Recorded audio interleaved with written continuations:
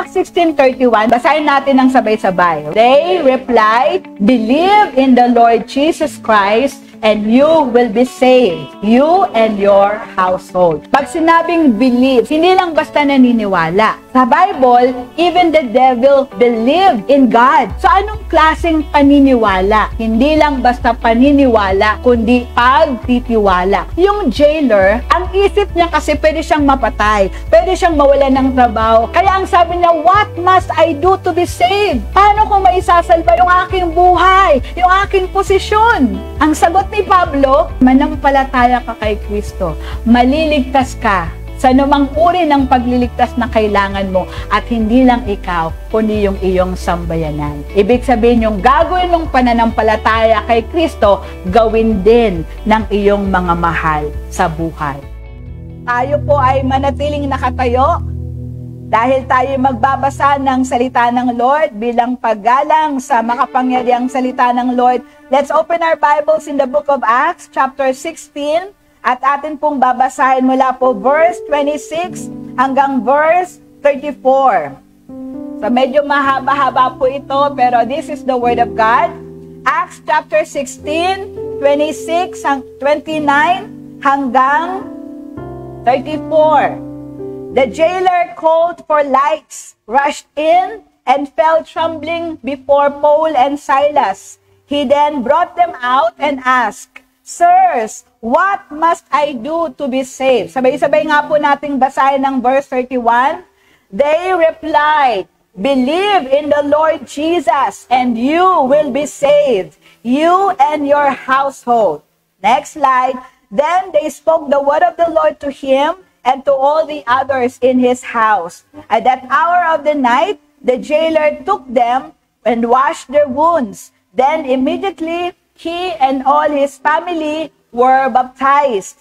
The jailer brought them into his house and set a meal before them. He was filled with joy because he had come to believe in God, he and his whole family. And the Lord has blessed the reading of His Word. Palakpakan po natin ng Lord. At tayo pong lahat ay makakaupo na. God is good. And all the time, ayan, isang mapagpalat, himalang araw po sa inyong lahat na nandito sa ating church, no? At maging sa mga sumusubaybay sa atin via our FB page sa Jesus is Lord Church San Marcelino, Malate, Manila FB page. So tayo po ay live, coming to you live mula po dito sa 1832 San Marcelino Street, Malate, Manila. Kaya kung kayo po ay nakatira lang malapit sa amin, you can still come and join us. Dahil po mas maganda, face-to-face, we are worshiping the Lord together. So ang inyo pong nasasaksihan ay ang second service dito po sa GIL San Marcelino, Malate. We have 3 services every Sunday. Isa po 7:30 ng umaga, ngayon po yung 10:30 at mamaya para po sa mga kabataan at kahit ano pong age. 2:30 po ang atin pong afternoon service. At sa lahat pong ito, wala po tayong itataas, pararangalan, kikilalanin, sasambahin, kundi ang atin pong Panginoong Jesus. At ngayon po ay October 1. At alam natin, pag Oktubre, atin pong sineselebrate ang founding anniversary ng Jesus is Lord Church worldwide. Kaya sabihin niyo po sa inyong katabi, happy anniversary ka GIL! 45 years na po tayo, palakpakan natin ang Panginoon. So, hindi man ako nakaabot noong 1978, na born again kaming family. Papa ko kasi yung nauna follow the leader kami kasi 10 years old lang ako noon. Yung panganay namin was 14, yung pangalawa ay 12, tapos yung bunso namin ay 6. So follow the leader lang kami. Kung ano yung gustong punta ng papa ko, sama-sama kami. Pero nung nagkaisip na kami, nagkamap na kami ng personal na decision, dire-diretso na po kami hanggang ngayon. And I've been by God's grace and mercy, ay full-time pastor ng GIL for 21 years na. So, salamat sa Panginoon kahit sa kanyang kamanghamanghang gawa. At alam niyo po, the best is yet to come. Amen po. Sabihin mo sa katabi mo, the best is yet to come. Kaya po, yung ating paanyaya sa lahat, no? Actually, for all walks of life, any religion, any denomination, any status of life, you are all invited to join us this coming October 14, 3 p.m. sa Luneta Rizal Park. After 3 years, no, dahil sa pandemya, muli tatapak ulit tayo sa Luneta Rizal Park kasi doon lang tayo kasya, no? At least dahil walang wall, pwede tayong umabot hanggang Taft Avenue, no? O napupuno na natin for sure lagi naman yung buong grandstand hanggang doon sa grassland, hanggang sa lagpas ng Kalabaw, umaabot tayo hanggang sa monumento ni Jose Rizal. Pero pwede pa tayong mag-extend kasi nga, 3 years tayong hindi nakasamba sa ating Lord sa lugar na yon. Pakita natin sa Lord na excited tayo. Amen? And do not just come by yourself. Bring in your family, friends, relatives, di ba? Dahil ibubuhos ng Lord ang kanyang umaapaw na biyaya at pagpapala. Amen po? Palakpakan nga po natin ng Lord. At napakaganda nga po ng ating tema for our 45th anniversary. It's all about revival. Sabi nyo nga po, revival. So kanina ang turo ni Pastora Amor, revival. Doon po sa Jael Prayer Garden. Dahil ito po yung tawag ng panahon ngayon, an urgent call to action. Kailangan po, dahil malapit nang dumating ang ating Panginoong Hesus, madatnan niya tayong nag-aalab, nag-aapoy ng pagmamahal at paglilingkod sa Kanya. Amen po? Kaya po, sinong sasama atin sa October 14 sa Luneta Rizal Park? Sumagot ng Amen! Oo, at wag lang tayo isama natin ang ating buong angkan. Dahil present tayo dapat pag nag-roll call ang Panginoon. At ngayon po, minarapat ko na ngayon natin gawin yung ating family day. Kasi supposedly dapat nung Sunday. Kasi pala, every last week of September, family week pala yan. At yung last Sunday lagi ng September ay family day with the Lord. Kaya lang, nawala sa aking urirat. Wow, lalim nun. Kaya huli man daw at magaling, na ihahabol din. Kaya ngayon natin ihahabol yung ating family day with the Lord. Actually, because this is October, alam naman natin na buwan-buwan meron tayong monthly theme. So dapat ang ating theme for this month is Arise and Build a God-Exalting Church. Actually, yun naman yung tinuro ko kaninang first service. Pero ngayon, ituturo ko naman ngayon, yung title po ay A Christ-Exalting Family. Para po sa selebrasyon ng ating Family Day. Kaya mamaya mag-prepare yung mga pamilya dyan. Dahil meron tayong picture taking. Amen po? Ayan. So, ang topic po natin is a Christ-exalting family at kinuha ko nga po yung binasa natin kanina from Acts chapter 16, 29 to 34. Ano ba yung background dyan?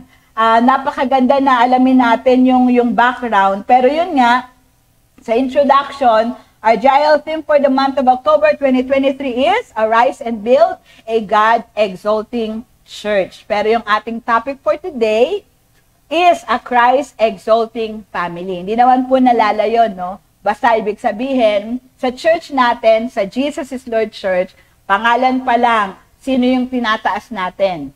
It's Jesus. Amen po? At hindi lang dapat sa church itaas ang pangalang Jesus, kundi sa bawat pamilya ng mga GIL people. Amen po?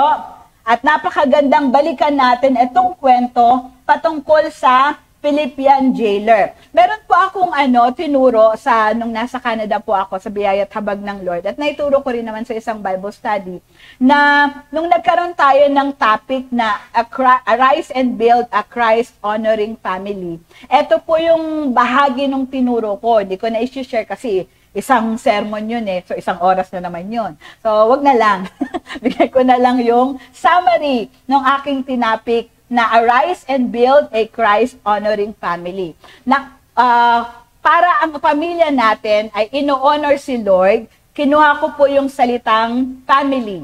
At ginawa ko siyang acronym to help us, how can we raise up a family that is honoring Christ. Napakahalaga na hindi lang kilala yung pamilya natin na lahi ng mga doktor o kaya lahi ng mga engineer, kundi dapat makilala yung pamilya natin na ang pamilyang yan nagbibigay ng honor sa Panginoong Jesus. Amen po ba? Dahil hindi lang po nagtatapos yung buhay natin sa mundong ito na tayo ipinanganak, nag-aral, nagtrabaho, nagkaasawa, nagkapamilya, tapos nag-retire, kundi dapat bahagi ng buhay natin, isang araw nakilala natin si Kristo. At hindi lang nagtapos doon, kundi pinakilala rin natin siya sa ating pamilya. At ang ating pamilya ay namuhay na may pagkilala sa Panginoon. Kagaya nga po ng nabanggit ko sa inyo kanina, I am so blessed to have a family na nagsimula yung tatay ko na attendee ng GIL noong 1983. At mula noon, Arroyo High School pa po, hindi na kami umalis, hindi na kami nagwalay, tama ba, sa GIL, bagkos hanggang ngayon. Kaya ako, I even consider myself na bunga ng legasiya ng papa ko, kasi yung papa ko yung unang nagpastor. Although hindi siya full-time, pero siya po ay ginamit ng Lord sa lugar ng Cavite. He pioneered yung ilang mga churches doon, kagaya ng Paliparan, at hanggang ngayon existing yung church. Kaya nung nagkaroon nga dito ng seminar yung mga ushers, may yumakap sa aking nanay. Hindi ko siya kilala. Yung pala kilala niya yung papa ko. At sabi niya, napakalaki ng utang na loob ko sa tatay mo dahil sa magitan ng kanyang buhay, nakilala ko ang Panginoon at ngayon ay naglilingkod sa ating Diyos. Di ba napakasaya na yung Kristong kinilala natin na personal, dinala natin sa pamilya at hindi lang tayo huminto hanggang pamilya, kundi sa lahat ng pwede nating makadaupang palad, ipakilala natin si Kristo. Amen po? Pero sa loob ng pamilya, how can Christ be honored? Ang tanong, gusto niya nga ba na i-honor si Christ sa loob ng pamilya?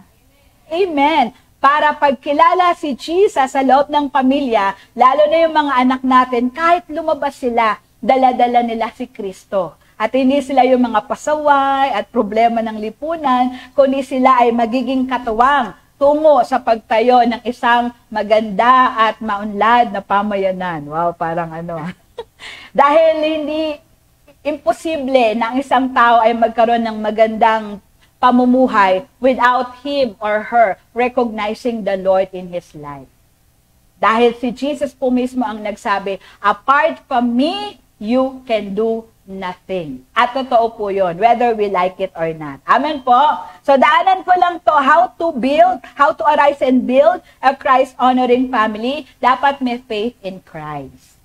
Yan. Dapat makilala ng bawat miyembro ng pamilya kung sino si Kristo. Sino nga ba si Kristo? The Bible tells us that Jesus is the Son of God who became man.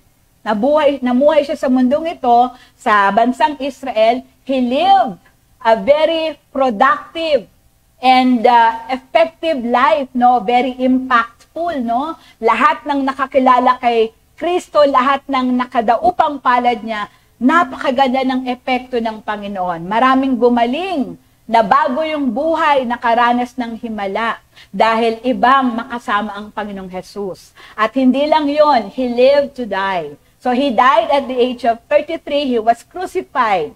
And a very, yung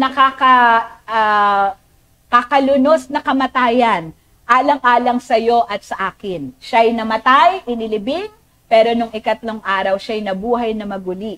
Para patunayan sa buong mundo, ang Diyos ng Kristyanismo ang nag-iisa at tunay na Diyos na marapat kilalanin, sambahin, at sampalatayanan. Amen po ba? Palakpakan nga po natin ng Lord. Napakalaking bagay po na tayong mga tao, kilalanin natin ang Diyos na sa atin ay lumikha at sumampalataya sa Kanyang nag-iisang isinugo sa atin para magmana ng buhay na walang hanggan. And that is the Lord Jesus Christ. And having faith in Him can really transform us. Sabi ng 2 Corinthians 5:17, anyone who is in Christ is a new creation. Lahat ng hindi maganda, lumipas na dahil may mga bagong bagay na gagawin ang Panginoon. Para sa Diyos, walang end of the rope. Sa Panginoon, laging may bagong pag-asa. Amen po ba? Kaya marapat, turuan natin ang bawat miyembro ng ating pamilyang kumilala kay Jesus. And also, pangalawa, dapat in the family there is acceptance. You may have a father, a mother na hindi perpekto kung paanong wala rin namang anak na perpekto. Nonetheless, we should learn to accept one another together with our strengths and weaknesses. Bagkos, no, habang nakikita natin yung kahinaan ng isa, yung lakas natin, yung isama natin para mag-complement. Dahil pagka hiwa-hiwalay ang isang pamilya, magulo, malabo, 'di ba? Pero pag buo, walang hindi kayang problemang mapagtatagumpayan. Kaya dapat may acceptance. Kung merong tatanggap sa miyembro ng pamilya mo, yung kapamilya. Kaya dapat sa loob ng pamilya at kahit pag lumabas, huwag sisiraan ng bawat isa. Dahil ang sakit ng kalingkingan, yung pula sa kalingkingan, pula sa buong katawan. Kung merong mag-aapi, 'di ba? Magsasalita ng negative against your family, dapat hindi ikaw 'yon. Rather, ikaw nga dapat yung tagapagtanggol. Dahil kung ikaw mismo hindi maganda yung trato mo sa pamilya mo, edi sinong magmamagandang trato dito? Rather, there should be acceptance that in spite of our weaknesses, we have one another. Amen po? At salamat sa Lord dahil kung paanong tinanggap tayo ni Jesus, sino man tayo, dapat ganun din sa bawat miyembro ng ating pamilya. Pasasaan ba't bawat kahinaan, merong kalakasan mula sa Panginoon. Amen po? Also, in a Christ-honoring family, there should be memories. Make memories together. Lalo na, no, pag maliliit pa yung mga bata, napakaganda na maraming pagpapasyal. Kasi, ano pala yan? Nakatanim sa memorya, sa isip, sa puso ng mga bata. At andali ang laging mababalik-balikan. Kaya, dapat maraming memorya. Oo, magastos. Pero buti naman nung panahon namin, simple lang naman. Ang papa ko talaga, every Sunday, it's either Luneta o kaya Manila Zoo. Tapos, di ba doon, may mga picture, may nagtitake ng picture. Marami kami noon. Black and white pa. Pero yun nga, no, ang sarap balik-balikan dahil hindi man kami kayamanan, hindi kami mayaman, pero simple man ang buhay, pero yung sama-sama together. Napakalaking bagay. Amen po? So, make memories together. Kahit hindi magastos. Libre naman pupunta ng Luneta no? Popcorn lang. At saka yung, yung crackers na bilog? Ano yon? Basta yun. Kaya fish cracker, di ba? May kanta nga si Rico Puno namamasyal pa sa nang walang. Di ba? Wala mang entrance sa Luneta di ba? Lalo na ngayon, may mga fountain dyan, no? So, ang maganda, buong pamilya, magkakasama. Yung napakasaya na pwede yung balik-balikan kami magkakapatid dahil wala na kaming parents. Pag nag-gather kami, ang topic, si mama, si papa, di ba noong bata tayo, ganyan. Tataka nga ako nung sabi ko nung kay ate niya, ba't ganun? Bakit nung maliliit tayo, parang isang sardinas, kasya sa ating anin? Bakit ako, pag kumakain ako ng sardinas, parang pang-akin lang. Bakit dati? Sabi niya, siguro malalaki yung isda noon. Pero hindi ko maintindihan, bakit ganon? Ngayon, yung isang sardinas, akin lang. Matalang noon. Iba, ang sayang balik-balikan. Tapos yung, alam namin, pag may nakapasok na lamok sa bahay namin kasi may kulambo. Sa Pasay pa kami nakatira. Pag may nakapasok na kulambo, ang papa namin. Kasi kakasama na kami, maliliit pa kami. Isang malaking kulambo, ando kami lahat. Pag may nakapasok na langaw, lamok, gabi. Hindi matutulog ang tatay ko hanggat hindi niya napapatay si lamok. Gara, no? Totoo yun. Tapos yung papa ko, yung handyman, meron kaming aparador. Gawa niya lang. Tapos sinulatan niya pa ng pangalan, Beng, Jeng, Leng. Leng ako talaga dapat ba't naging line? Anyway, Beng, Jeng, Leng. Si Bong wala, yung bunso namin wala. Pero yun nga, gawa yun ng papa ko, personalized touch. May drawing pa, yung Maya, may sanga-sanga, may dahon pa. Gara lang ng papa namin. So, na ang sarap lang balikan. Kahit nga yun lang pag-usapan natin, marami kong kwento eh. Pero hindi. Make memories together. Para makakwento nyo sa mga anak nyo, pag nagkaanak na kayo, hanggang sa kaapu-apuhan. Dahil maraming mga nangyari nung tayo'y bata pa, together with our family. Yun po ay priceless. Amen? Pangatlo, letter I, in-depth relationship. Malalim. Hindi lang sila tatay mo, pwede rin kaibigan, best friend, ganyan. At yun nga mga times na umiyak ka sa harapan nila, hindi ka umiyak sa kaibigan mo, habang kinakwento yung problema, kundi sa parents mo. O kaya sa mga kapatid mo. Kwento ko, madaldal ko talaga, no? Ba't pandaldal ko? So, nung time na malaki yung utang ko sa Citibank, 90s, ang umabot yung utang ko ng 55, 90s, malaki yun. At hindi na ako mapagkatulog kasi sinisingil na ako, papahuli na daw ako. Hindi ko na nakaya, talagang ang dami ko ng sleepless night.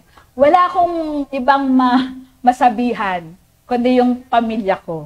So, sinabi ko kay mama, sa mga kapatid ko, umiiyak ako, syempre tatanggapin mo yung sermon. Pero sa dulo, sila rin yung tutulong sa'yo. Amen po ba? Kaya lalong lumalim. Kasi nga, hindi lang sila kasama mo in good times, but even in bad times. At mas maganda yung pamilya mo, yung buong nararanasan mo yung katagumpayan after ng mabibigat na pagsubok. Families were given to us to be a blessing. Amen po? Kung di sila blessing sa'yo ngayon, baka kasi hindi mo pa nilalagay yung sarili mo sa posisyong sila ay pagpapala ng Diyos sa'yo. Amen po. Wala nang perpektong pamilya, pero merong Diyos na pwedeng kumilos at gumalaw sa loob ng ating pamilya. Amen po ba? Palakpakan nga po natin ng Lord. Then there should be loyalty. Kagaya na nabanggit ko kanina, kung may sisira sa pamilya mo, dapat hindi ikaw. Ikaw dapat yung magtatanggol. Ikaw yung shield. Ikaw yung magbabakot. Para anumang ibato ng ibang tao, ikaw yung sasalag. Dahil there should be loyalty within the family. 'Di ba? Mag-asawa, mga anak, 'di ba? Dapat andun yung loyalty natin sa bawat isa. Dahil God rewards loyalty. Kaya kahit tayo sa loob ng pamilya, dapat merong katapatan. At huli, yoke bearing. So kung ano yung burden ng isa, bago makaalam yung kaibigan natin, dapat yung mismong loob ng pamilya. Siguro nga hindi lahat ganun ka nag-open up sa family. Pero why not? Why not start now? Amen po? Dahil at the end, wala ka rin namang ibang babalikan, kundi yung iyong sariling pamilya. You just have to learn to live with them. Alam niyo ba ang longest relationship we could ever have? Hindi yung asawa, kundi yung kapatid. Yan daw yung pinakamatagal na relasyong pwede mong ma-build, yung relasyon mo sa iyong kapatid. Kasi with our parents, syempre, malamang mauna silang mawawala, no? Pero yung mga kapatid mo, sila yung mahaba-haba. Kaya, since mahaba mo silang mga kasama, might as well make use of those long relationship to benefit one another. Kami po, 4 kami magkakapatid. Yung isa nasa Canada, yung 2 kong kapatid nasa Cavite, Sire naman. Ako nandito sa letter B, Bukid, San Andres Bukid. Pero when we get together, kahit online, we treasure everything na talagang kwentuhan. Mahirap kasi sa Canada, malayo. Pero pag ako pumupunta sa Cavite, talagang mini-make sure ko na masulit yung pagpunta at nakikibanding sa aking mga kapatid. Amen po. So how is your relationship with your kapamilya? Wala namang perfecto, pero effort tayo to build a strong, healthy, and Christ-honoring family. It starts with you having the faith in Jesus, and then you bring your faith of Jesus to your family, and the rest will be up to the Lord. Palakpakan nga po natin ang Panginoon. So, balikan po natin itong binasa natin kanina, patungkol nga sa karanasan na meron si Paul and Silas at kasama na yung Philippian jailer. Alam nyo ba na kaya may Philippian book of the Bible? Kasi sa Bible merong tinatawag na Philippians. Ito po ay mga Kristiyano na taga-Philippi. At kaya merong Philippian church kasi merong Philippian jailer. Kaya paano nagkaroon ng church sa Philippi? Kasi may Philippian jailer. Hindi binanggit yung pangalan niya, kaya tinawag na lang natin siyang Philippian jailer. So what happened? So, para meron tayong konting background, number 1, Paul and Silas were sent to prison because of their testimony of Jesus. And they were in custody of a Philippian jailer. Mababasa po natin yan sa Acts 16:16 to 24. So si Paul and Silas ay napunta sa Philippi. At kahit naman saan pumunta si Pablo siguro nga kung pumunta yun ng Pilipinas, nag-share din yun dito. At that time yata wala pang Pilipinas Di pa siya na-discover. Anyway, so nakarating si Paul and Silas sa Philippi at kagaya ng lahat ng pinuntahan ni Paul, nag-share siya ng Word of God. Pinapakilala niya si Jesus. At ang nangyari, merong isang babae na isa siyang sorcerer, isa siyang manghuhula na bumubuntot kila Pablo at Silas. At sumisigaw din itong babaeng ito. Sabi ng babae, "These men are servants of the Most High God who are telling you the way to be saved." Maganda naman yung sinasabi ng babae, di ba? Kaya lang, na-discern ni Paul na there is something wrong about this woman. Maganda nga yung sinasabi niya, pero may espiritu siya ng demon. May demon spirit dun sa babae. At alam nyo, pag ikaw ay sa Diyos, hindi mo kailangan ng tulong, ng kaaway, ng demonyo para mag-share ng gospel. So, yung pagsasalita ng babae, may kansamang insulto at pagmamak. So, nung una, siguro, sa isip lang nagre-rebuke si Paul hanggang sa hindi na niya matiis at kanyang nilingon yung babae. At sabi niya dun sa babae, "In the name of Jesus Christ, I command you to come out of her." And at that moment, the bad spirit left that woman. Di ba manghuhula siya? Yung pala, meron siyang bossing. Tapos yung bossing niya, yung kumukubra nung kanyang kinikita sa kanyang paghuhula. So dahil wala na yung demon spirit, hindi na siya nakakapaghula at wala ng pera na natatanggap yung kanyang bossing. So anong nangyari? Gumawa ng fake news. Etong Paul and Silas ng gugulo. Hindi naman niya sinabing, wala na akong kita kasi pinagaling niya yung demon, yung aking manghula. Hindi niya lang sinabi. Maraming mga tao nakikinig na lang sa maling balita. Hindi inaalam yung buong kwento. So anong nangyari? Dinaluhong si Pablo at si Silas. Binugbog ng mga tao. Buti lang dumating yung mga kawani, mga kawal ng Rome. At hinuli si Pablo at saka si Silas. At least di na sila nabugbog. Pero bugbog sarado po sila at dinala po sila at ikinulong, nakaposas ang dalawang kamay at dalawang paa. Pero po anong nangyari? Number 2, while in prison, Paul and Silas prayed and worshiped the Lord. And then an earthquake occurred that the foundation of the prison was shaken. Duguan, bugbog sarado, masakit ang buong katawan ni Pablo at saka ni Silas. But it did not prevent them to worship the Lord and to pray to God. Amen po ba? May challenge ka ba? Dahil ba sa challenge mo, nahihirapan kang sumamba sa Lord? Hindi. The more kang challenge, the more kang mananalangin at sumamba sa Lord. Meron daw pong ibon. Kalimutan ko yung pangalan, pero nabasa ko ito dati pa sa Daily Bread. Meron daw isang ibon na mas matinis, mas maganda yung boses niya kapag umaawit siyang may sugat. So tayo po, alam ng Lord, pag may sugat ka, pero pag kaya mo pa rin sumamba sa Lord, kahit ikay may sugat, internally at physically, nalulugod ang Diyos. Amen? Magkakaroon ng lindol. Hindi literal na lindol, kundi lindol sa teritoryo ng kaaway. Amen po ba? Palakpakan nga po natin ng Lord. So what happened? Nagpe-praise and worship itong si Paul and Silas, yung kanilang kapwa mga nakakulong, nakikinig.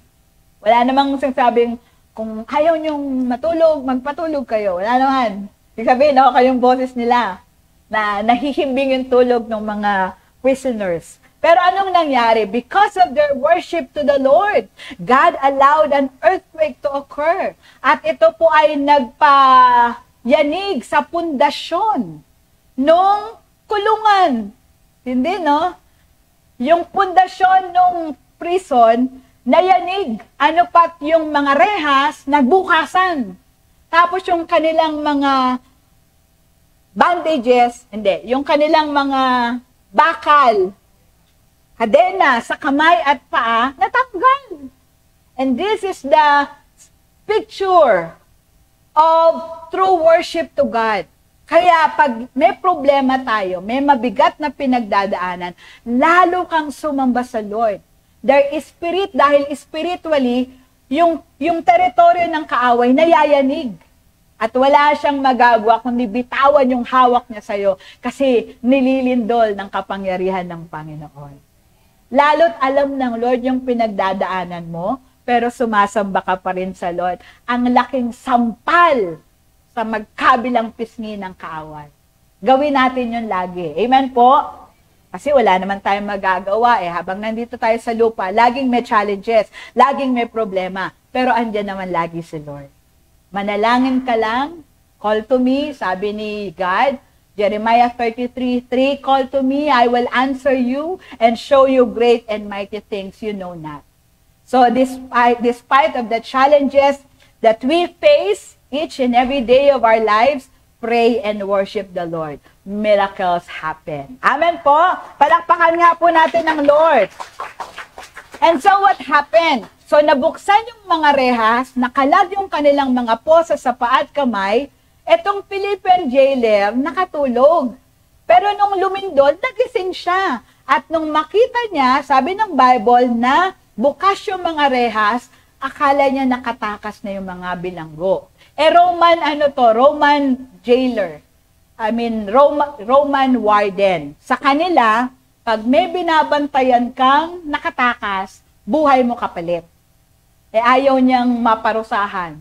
Kaya kumuha siya ng punyal and he was about to kill himself.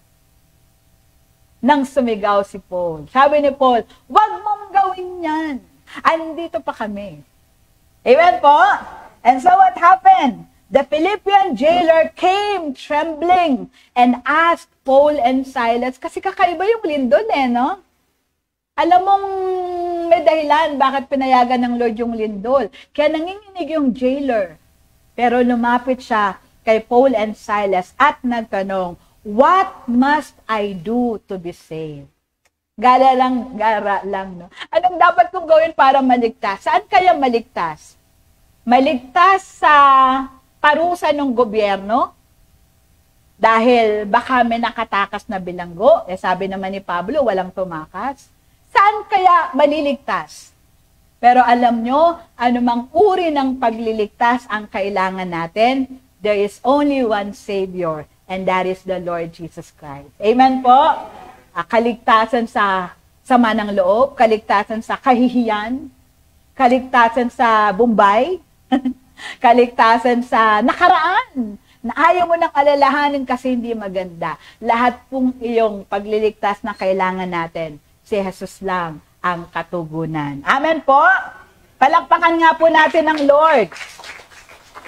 And so, nung narinig ni Paul and Silas yung tanong, what must I do to be saved? Ora-ora na sumagot si Pablo, believe in the Lord Jesus and you will be saved, you and your household. Acts 16:31. Sumampalataya ka kay Kristo, ikaw ay maliligtas, pati ang iyong sambayanan.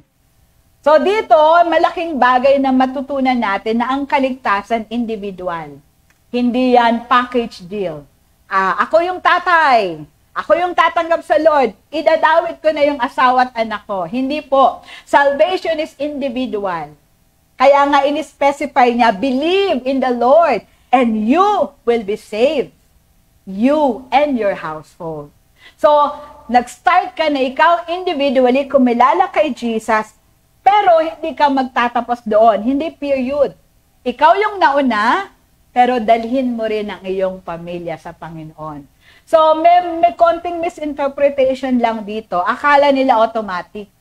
Now, Lord, sumasampalataya ako sa inyo. Alam ko, ligtas na rin yung aking pamilya. Maganda yon as an utterance of prayer with faith. Pero faith without works is dead.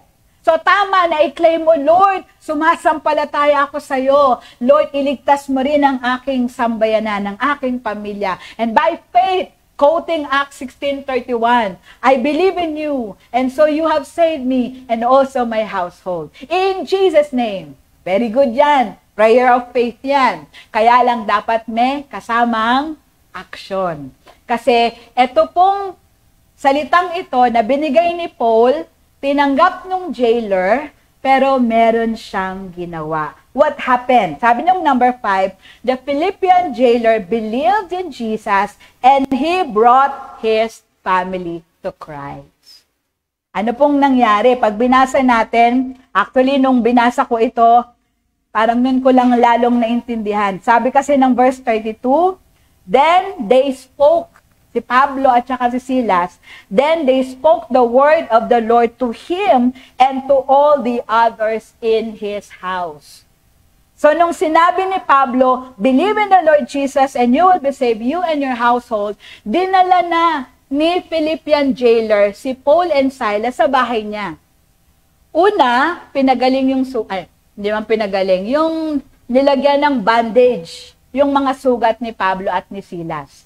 At habang nandun sila, kumain. A meal was served. Pero syempre, nag-share si Pablo sa pamilya ni Philippian jailer. Kaya pala, siya at ang kanyang sambayanan ay maliligtas kasi ipinakilala ni Philippian jailer si Jesus sa kanyang pamilya. At sabi nga dyan, pag binasa pa natin, the jailer brought them into his house and set a meal before them. He was filled with joy because he had come to believe in God, he and his family. Whole family. At alam niyo, pag whole family sa Israel, kasama mga katulong, lahat ng nakatira sa bahay. Kaya, it doesn't stop that we believe in Jesus. Tayo ay merong responsibilidad na dalhin natin yung ating pamilya. Kaya alam nyo, maganda pag tatay na una eh. Kasi walang kuda-kuda, walang resistance, no? Walang resistance sa loob ng... Kasi submissive ang wife sa husband. Eh yung mga anak, submissive sa parent. Lalo na kung maliliit pa. Kaya lang, hindi nga ganun lahat. Halimbawa, may iba na nauna yung mga anak. O kaya nauna yung asawang babae. At hindi naman natin sila pwedeng pilitin. Pag tatay sana may pagpipilit. Kasi siya yung word in the house. Amen ba? Kung dapat ang tatay, talagang yung salita niya, batas sa loob ng bahay. Para sa ganun, may order in the house. Kaya very strong yung responsibility ng tatay sa loob ng bahay. Kaya nga dapat we study the Word of God kasi yung Word of God ang magtuturo sa atin paano maging tatay, paano maging nanay, paano maging mga anak na kalugod-lugod sa Panginoon. Kasi hindi talaga natin alam. Amen po ba? Wala tayong alam. Pero pag nagpaturo tayo kay Lord, matututo tayo at magiging tama yung ating panuntunan. Kasi nga minsan, lalo na sa mundong meron tayo ngayon, mukhang yung anak na nasusunod na. Pag anak ang nasunod, dahil siguro siya na yung kumikita, siya na yung nagpapakain sa bahay, ay mawiwindang ang pamilya kasi kulang pa siya sa experience, sa kaalaman sa buhay. Pero pag magulang, ay ano yan, ang daming pinagdaanan, maaring hindi man nakapagtapos ng kurso o hindi man malaki yung kita, pero positionally, they are highly regarded by the Lord. They are the spiritual leader in the church, in the family. At dapat merong recognition. Amen po? Napakaganda nga sana kung yung ideal as it is written in the Bible. Pero wala tayong magagawa. We live in an imperfect world. Pero walang imposible sa Lord. Amen po ba? Palakpakan nga po natin si Lord. So, napakaganda na itong si Philippian jailer, yes, tinanggap niya si Jesus, but it didn't stop him from making that decision. Kundi he made sure his household will do the same. And actually, he had that idea because Paul said so, you and your household. Kaya talagang hindi lang pang individual, pang pamilya pa. Ang ating relasyon sa Panginoon. Naalala ko nung maliliit pa kami, may mga nagtatanong, sabi niya, Lai kasi ako nun Lai yung palaya ko. Sabi niya, Lai, ikaw ba hindi ka nagbabackslide? Hindi ka ba nanghihina sa faith mo? Tatawa-tawa ako. Sabi ko, ako? Paano ko manghihina? Yung tatay ko, maya-maya, nagbasa ka ba ng Bible? Nagpray ka ba? Halika, sama ka sa akin. Bit-bit ako nun. Ako yung Bible bearer niya. Kaya napasa nga sa akin yung calling. Thank you, Lord. Yung bang kahit ayaw mong sumama, tatay mo yun, susundin ka nun. Makapapa pa ako. Anong gusto kong i-please siya. Pero ginawa yun ng Lord ng way, para yun nga, hindi lang ako maging malapit kay Papa ko, kundi kay Papa God. Amen ba? Halakpakan nga po natin si Lord. So, alam nyo, our fathers should be the visible representation of God. Kaya alam nyo, mga tatay, ang bigat ng trabaho nyo, ang bigat ng responsibilidad nyo.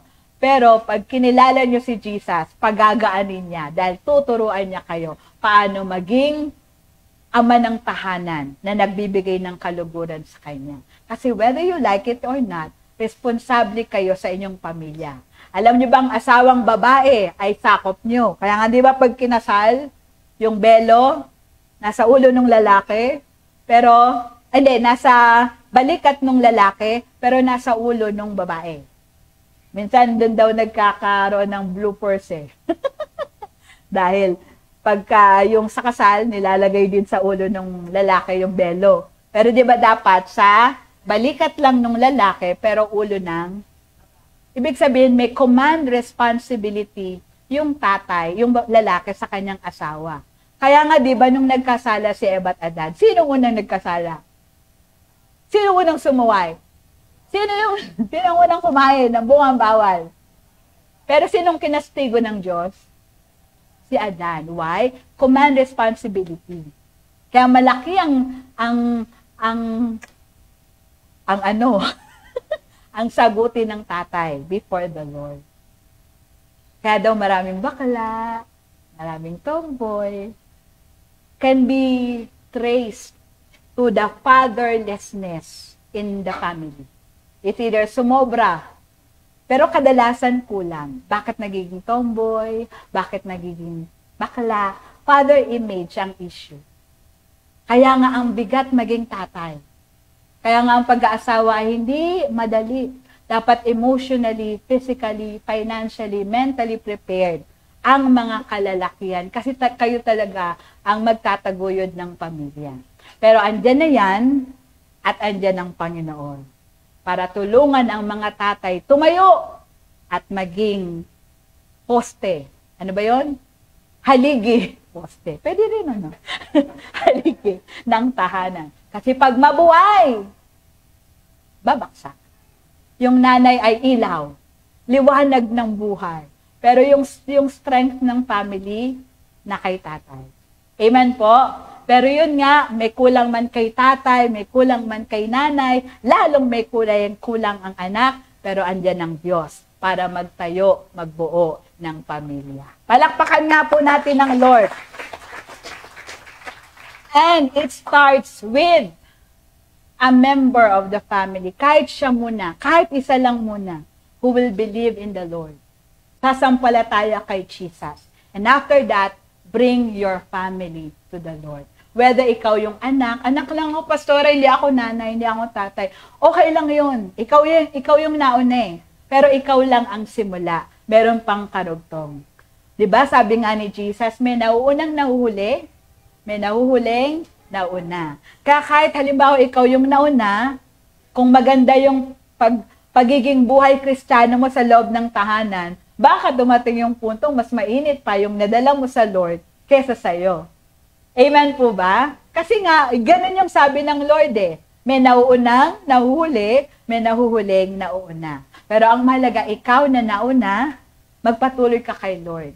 And let it be your heart desire to bring your family to the Lord. 1983, na born again ng papa ko. At noong mga panahong yon, hindi pa sikat ang born again. Pero ang nalagay na ng Lord sa papa ko, gusto niyang dalhin si Kristo sa bahay ng kanyang ama. Doon sa Bicol. Pumunta siya doon. Anong nangyari? 83. Ano pa nun? Ang mga born again, tinoton pa. Hallelujah, kayo ng hallelujah. Magtindala lang kayo ng hallelujah. Tapos born again, burns again. Tapos ang sabi spiritista ka na ba? Kalimutan mo ba yung ginawa sa iyo? Ganyan. So, sa unang tingin, parang nabigo ang papa ko. Pero, patuloy pa rin siyang papunta-punta doon. Magbabakasyon ng ilang araw, babalik ng Maynila. Pero, kailangan pagdating doon, may something. Kasi, kailangan merong display of God's favor. Amen po? Kasi, yun yung one way of testifying. So, nung una, kala siguro ng papa ko, walang epekto. Pero, hindi pwedeng walang epekto yung pagpapagal natin para madala yung membro ng ating pamilya sa Diyos. Bakit ba kailangan pass? Di ba pwedeng kung ano na lang yung religion nila, yun na yun? Wala namang problema sa religion. Kundi sa salita ng Lord na if you will not believe on the Lord Jesus Christ, you will not be saved. Pag sinabing save, pag namatay tayo, pupunta ng langit. Walang pupunta ng langit kung hindi lalapit kay Jesus. Sabi ni Jesus, John 14:6, I am the way, the truth, and the life. No one comes to the Father except through Him. Walang pupunta ng langit kung hindi kikilala ang tao kay Jesus na siya ang daan patungong langit. So kung ginawa mo yon pero hindi ginawa ng asawa mo, ng anak mo, ng kapatid mo, ikaw lang yung langit, yung kapatid mo hindi. Paano naman yon? Hindi, pastora, okay lang yun. Hindi yun okay. Kasi salvation is individual. Hindi pwedeng package deal. Hindi pwedeng come one, come all without their decision to do so. Kaya, tayong nakakilala na sa Lord, tayo yung nauna, pero we are given the task to bring our family to the Lord bago siya dumating o bago sila kunin. Amen po ba? So sa Acts 16:31, napakagandang verse. Sige nga po, meron yan basahin natin ng sabay-sabay. Ready, go. They replied, believe in the Lord Jesus Christ and you will be saved. You and your household. Pag sinabing believe, sabi niyo po believe, hindi lang basta naniniwala. Maraming naniniwala. Pero, sabi nga, kahit tanungin yung mga nandun sa kulungan, mga nan-rape, mga pumatay ng tao, mga gangster, do you believe in God? Oo. So, it's not just believing in the sense na naniniwala. Sa Bible, even the devil believed in God. Yet, hindi siya nagbabago at hindi na siya magbabago. So, anong klaseng paniniwala? Hindi lang basta paniniwala, kundi pagtitiwala, paglalagak ng buhay. Yung jailer, ang isip niya kasi pwede siyang mapahamak, pwede siyang mapatay, pwede siyang mawalan ng trabaho, pwedeng tapos na yung career niya. Kaya ang sabi niya, what must I do to be saved? Paano ko maisasalba yung aking reputasyon? Paano ko maisasalba yung aking career, yung aking buhay, yung aking posisyon? Ang sagot ni Pablo, maniwala ka or manampalataya ka kay Kristo.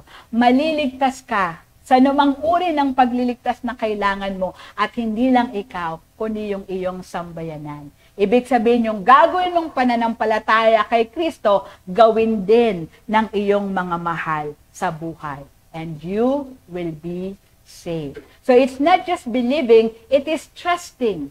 It is having faith. Ang garan lagi nung tunuturo ni Brother Eddie to illustrate what faith is, Kasi believing or having faith is not just believing but putting trust and confidence in God. Para daw yung isang sirkero na nagpalabas doon sa probinsya, siya po ay nagpagawa ng 2 poste na yari sa kawayan o kahoy.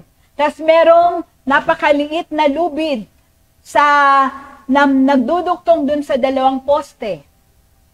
Tapos sumisigaw itong sirkero, mga kababayan, happy fiesta! Palakpakan, magaling na sirkero, magaling na sirkero. Tapos nagsalita itong sirkero, naniniwala ba kayo na kaya kong tumawid mula dito hanggang doon, na naglalakad ako dito sa manipis na alambreng ito? Oo, naniniwala kami. Palakpakan mga tao, tumawid nga siya, naglakad. At nakapunta nga siya sa kabila, palakpakan. Nagsalita na naman siya, naniniwala ba kayo na kaya kong tumawid ulit sa kabila? Ngayon, nakasakay ako sa bisikleta. Oo, naniniwala kami, kaya mo yan. So, ganun nga. Tumawid siya, papuntang kabilang poste, nakasakay sa bisikleta. Tapos, salita na naman siya. Ito na ang huli. Naniniwala ba kayo na kaya kong tumawid sa kabila, nakabisikleta, at meron pang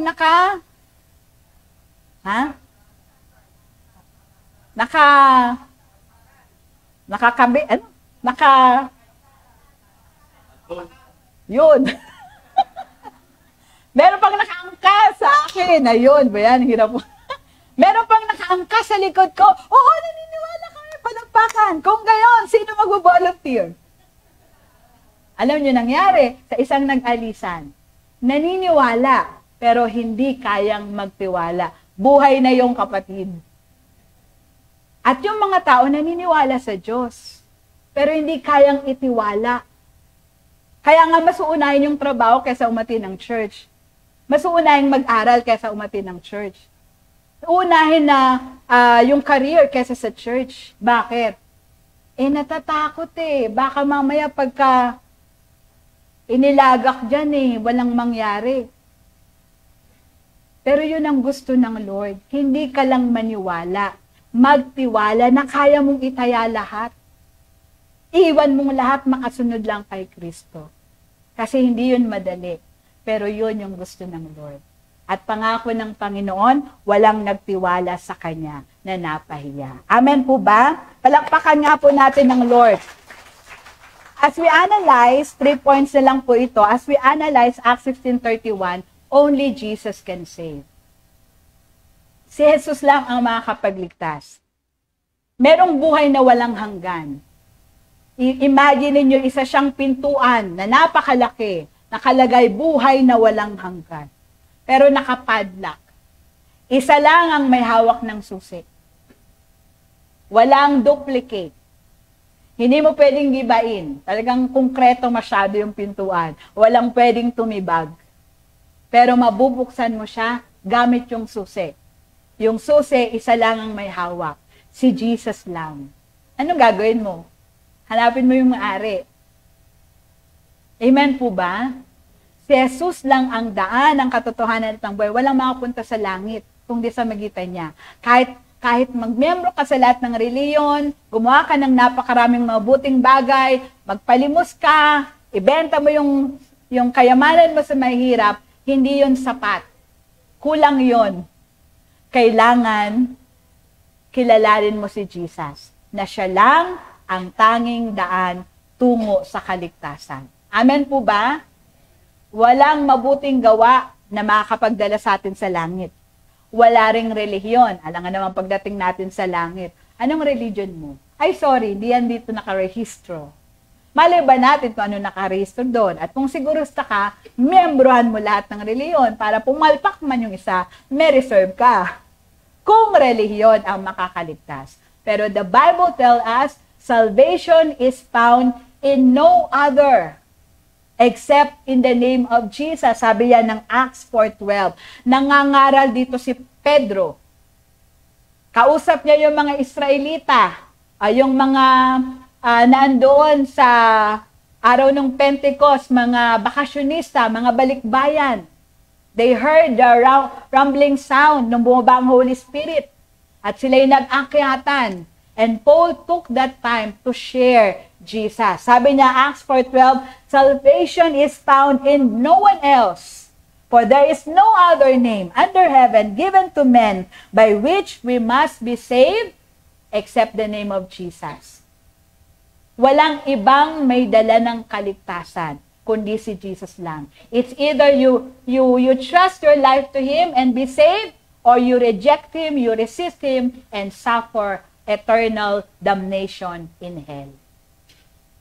Hindi siya mahirap makita. Diba kay Jesus lang yung susi? Hindi siya nagtatago. Hanapin mo ko.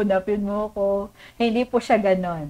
Sabi niya sa Jeremiah 29:13, you will seek me and find me when you seek me with all your heart. Amen po? Palakpakan nga po natin ng Lord. Sabi rin ito ni Pablo sa Romans 10:9, that if you confess with your mouth, sige nga, basahin natin ng sabay-sabay. Ready, go.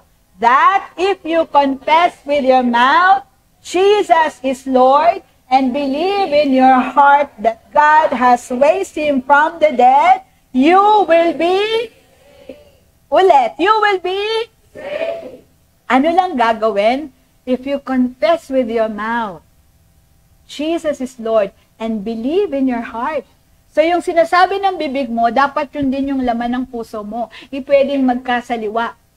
Pero pag nag-partner yon, kung ano sinasabi mo, yun din yung laman ng puso mo, and you declare Jesus is Lord, you will be saved. Napaka-clear. Napaka-simple. Ganun lang kasimple, Pas. Oo, kasi yung mahirap na bahagi, ang Diyos ang trumabaho. Ang Diyos nagkatawang tao. Mahirap yun. Di ba madali lang yun, Pas? Hindi. Si Jesus na sinasamba ng mga anghel, pagdating sa lupa, sinampal, tinadyakan, menaltrato, pinahirapan, pinatay. Nang mga nilikha niya lang. Madali ba yun? Hindi. Kaya nga doon sa Garden of Gethsemane, siya ay pinagpawisan ng dugo sa sobrang tensyon at pressure.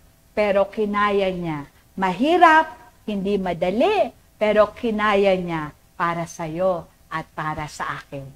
Kasi kung hindi niya yun gagawin, impyerno tayong lahat. Pero dahil ginawa niya yon, meron tayong option. To believe in Him and be saved, or to resist Him, to reject Him, and go to hell. Siyempre, doon tayo sa we believe in Jesus. Amen po? Salvation is individual. Sabihin niyo po isa-isa. Hindi pwedeng, halika, tayong dalawa. Kung ano sasabihin mo, yun na rin. Copy-paste. Hindi po pwede. Dapat ikaw rin. Dapat pareho. Dapat ikaw mismo. You open your mouth and accept Jesus as your Lord and Savior. Kilalaning wala kang kapangyarihang iligtas yung sarili mo dahil ikay makasalanan at ang Diyos ay matuwid at banal pero minahal ka ng gayon na lamang. And then make Him your Lord, your Master at mabuhay kasama ni Kristo araw-araw. Ikaw muna yung magsimula. Pag nagawa mo na yon, mag-aral ka patungkol sa Lord, palalimin mo yung relasyong meron ka kay Kristo, lumago ka sa iyong pananampalataya at makita si Kristo sa buhay mo, sa loob ng bahay mo, sa loob ng trabaho mo o kung saan ka man mapunta para madala mo rin sila sa Lord. Amen po? We who are Christians, who are given the task to make Jesus known. Dahil hindi na bababa si Lord para mangaral. Tapos na yon. Yung trabahong yon, ipinasa niya sa atin. Ang tanong, kukunin mo ba yung privilege to represent Him in our generation? Kahit naman hindi ka tumayo sa pulpito o pumunta sa ibang lugar, simulan mo sa loob ng bahay mo. Let your family know that you believe in Jesus. At di mo kailangang ipangalandakan. Pakita mo muna sa buhay mo. Noong mga 80s, Ang hirap magdala. Kasi sa GIL po, ang GIL nagsimula sa 15 kabataan. Yan yung glorious history ng GIL. Bakit ang dami-dami natin ngayon? We have 70 nations na may GIL. Dito nga lang sa Maynila. District 5, meron tayong 6. District 5 lang. Malate, Paco, San Andres, Santa Ana, Baseco. May nakalimutan ba ako? Ermita, 6. Dito pa lang yan sa District 5. Meron pa sa District 1, 2, 3, 4, 6.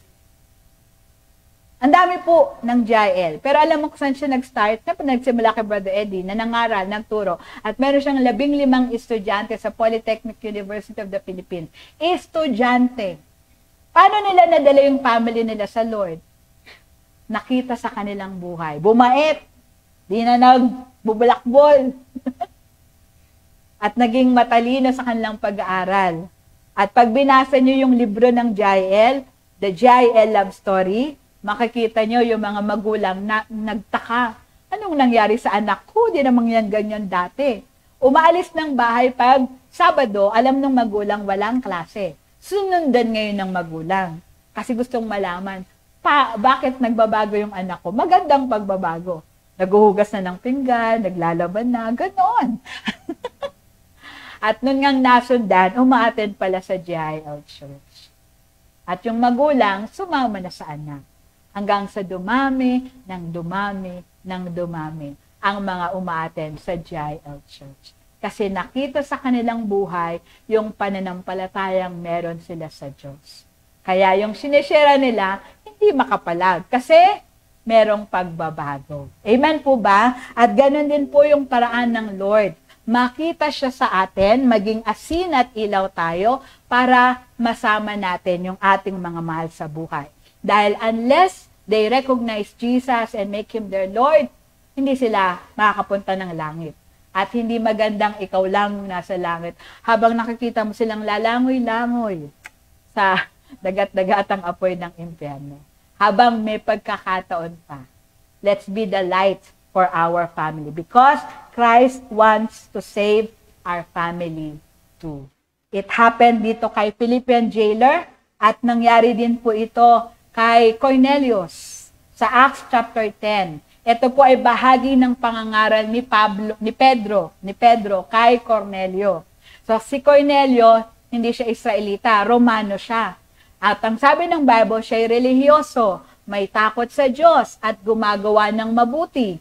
Pero nagpakita ang Diyos sa kanya, isang anghel ang nagpakita kay Cornelius. Ang sabi ng anghel, pasundo mo si Pedro.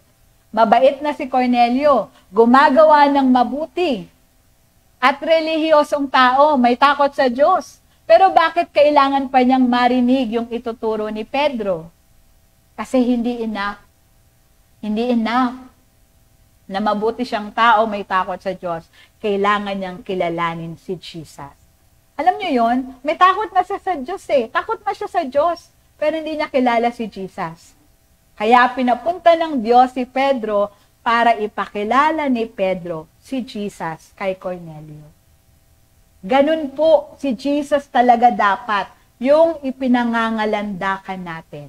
Ipakilala sa buong mundo para makarating sila sa langit. Amen po? Ito yung bahagi ng turo ni Pedro.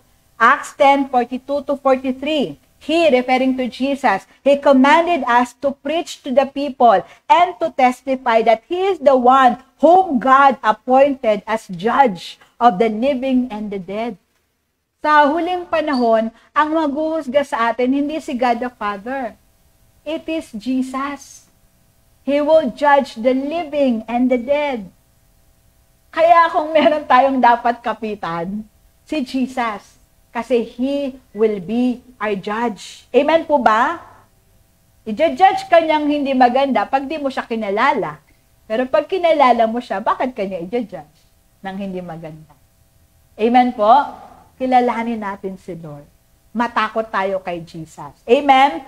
All the prophets testify about Him that everyone who believes in Him receives forgiveness of sins through His name. Sino ritong kinakaya niya ang kanyang buhay na makasalanan?